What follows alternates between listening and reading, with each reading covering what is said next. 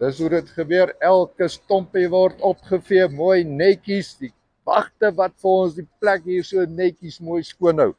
En die veiligheid. Dit bly maar 'n lekker sentrumpie hierheen.